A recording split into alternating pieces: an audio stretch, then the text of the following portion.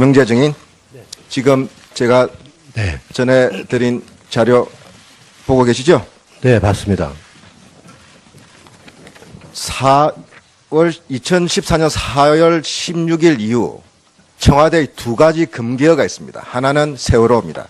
두 번째는 대통령의 얼굴 멍자국입니다. 증인은 안면 미용 시술 전문가죠? 네.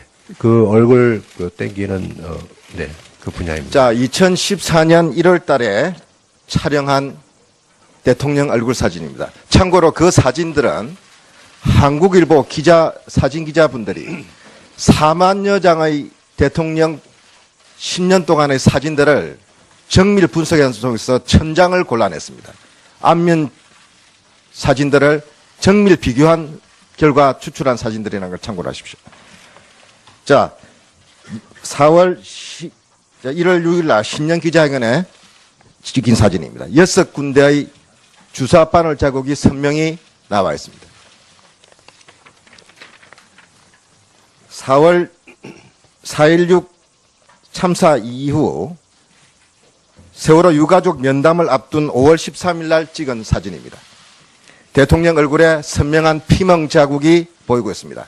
자, 전문가로서 이 주사 바늘 자국과 피멍 자국에 대해서 어떻게 소견을 갖고 계십니까? 아까 본 사진은 잘 모르겠고요. 그저 네. 안 보니까. 이것은 필러 같습니다. 네. 필러죠? 예. 필러는 보톡스와 달리 굵은 주사 바늘을 사용하죠? 굵을 수도 있고 또 그 필러에 가는 바늘을 사용하는 필러도 있습니다. 필러 또 주사는 피하 3 내지 4cm 깊이 찔러서 시술하는 거 맞습니까? 예, 피하층에 넣는 것도 있고요. 그 네. 위에도 넣는 것도 있고. 그래서 흔히 이런 피멍 자국이 휴지증으로 나타나죠? 글쎄 안 나타날 수도 있고요. 왜냐하면 혈관을 이거는 터트려서 그런 것 같은데요. 또 이 필러 시술에는 통증이 심하기 때문에 프로포폴 같은 수면 유도제 사용하기도 하죠? 아닙니다. 요새 그렇지 필러는 않습니까? 그 국소마취가 들어있기 때문에 네. 굳이 그렇게 할 필요는 없습니다. 김영재 정의는 대통령 안면 시술 하신 적 있습니까? 없습니다. 전혀 없습니까? 네. 한 번도 없습니까? 네, 없습니다. 지금 이 비선 의료진에 의한 비밀 치료가 문제가 되고 있습니다. 네.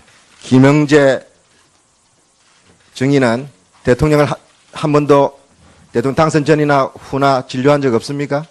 네, 밤에 청와대 들어간 적 없어요? 한 번 불러서 처음에 한 번이 아니잖아요. 네, 한 번이 아닌데요. 제가 왜 한 번이라고 그래 그러면?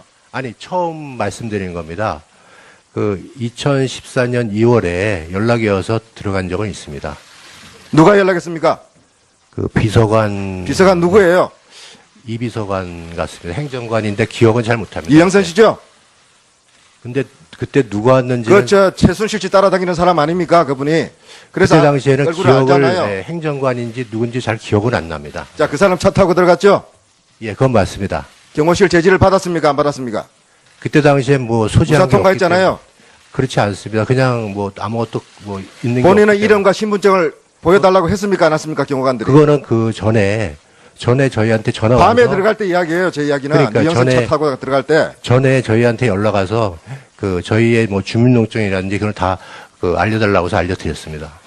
들어갔던 청와대 입구 현장에서 네. 차 안에서 근무는 있지 않습니까? 네네. 근무할 때 신분증을 보여줬냔 말이에요. 안 그거는 보여줬잖아요. 네, 안 보였습니다. 그 이야기를 하는 거예요. 네네. 그게 프리패스라는 겁니다. 네. 네? 그래서 이른바 그게 보안 손님이에요. 예? 네. 청와대 부속실에서 문고리 3인방이 지칭한 손님에 대해서는, 방문자에 대해서는 이름도 묻지 말고 얼굴도 보지 말라는 게 경호실한테 내려간 지침이에요. 네. 그래서 보안 손님이라고 주시하는 거예요. 네. 자, 김영재 네. 증인. 대통령 성형시술 안면 시술 한 번도 안 했다고 그랬죠? 네네. 그러면 뭐하러 들어갔습니까? 그때 당시 왕진 가방 들고 들어갔어요? 안 들어갔어요? 아니, 그게 아니고요. 전화가 왔을 때 이쪽 그 흉터가 있었습니다. 네. 거기에 대해서 자꾸 여기 좀 감각이 좀 없어지면서 좀 경련이 일어난다고 그래서 좀 한 번 봐달라고 해서 그 들어갔습니다. 그래서 한 번만 봐주고 그냥 나왔어요? 그 외에도 몇 번을 들어갔는데. 근데 왜 아까 저 한 번밖에 안 네, 갔다고 그랬어요? 그때 당시에는 이제 그 한 번 들어갔고. 자, 그 외에는 그동안의 기억을 잘 더듬어 보세요. 여기는 기억은, 국정조사 청문회장입니다. 위정은 처벌받습니다. 네. 기억은 의사가 청와대 압력에 의해서 대통령을 치료할 수가 있어요. 그러나 위정하는 것은 용서받을 수가 없습니다. 네. 그 이후에 몇 번 기억을 안 나지만은 뭐 그렇게 많지는 않지만은 피부 트러블이라든지 아니면 순번 갔다 와서 그 좀 이렇게 부으실 때 그때 갑자기 연락을 받고 들어간 적은 있습니다. 대통령 봐달라고. 얼굴에 필러 시술은 그럼 누가 한 것으로 추정됩니까? 본인 대통령을 여러 번 그 얼굴 진료 때문에 네. 제일 많이 만난 사람 아닙니까? 이거는 의료진 저는 중에. 뭐 잘 모르겠습니다. 왜냐면 처음 보는 사진이기 그렇게 때문에. 이야기하시면 안 되죠.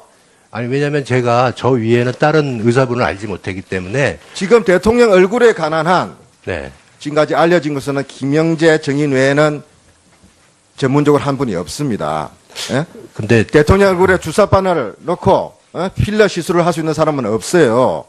근데 저는 근데 본인은 지금 안 했다고 그러는 거 안 했습니다. 아닙니까? 맞습니다. 이때 당시에는 제가 좀 아마 미국 학회도 가고 여러 가지 기록이 있을 겁니다. 자, 나중에 최보정 한번 감염으로 136차례 네. 최순실 진료했죠? 네. 그 안에 박근혜 대통령에 관련된 대리 진료도 포함되어 있죠? 몇 퍼센트쯤 됩니까? 아니 그런 적은 없고요. 한 번도 없습니까? 네, 한 번도 없습니다. 그거는. 그럼 136차례가 다 최순실용이었다는 거죠? 네, 병원에 온 기록입니다. 네. 근데 최순실로부터 대통령에 관련한 이야기, 어떤 이야기가 주로 주문이 있었어요? 그런 거는 없었습니다. 한 가지만 이야기하세요. 네. 네. 저희는 최태민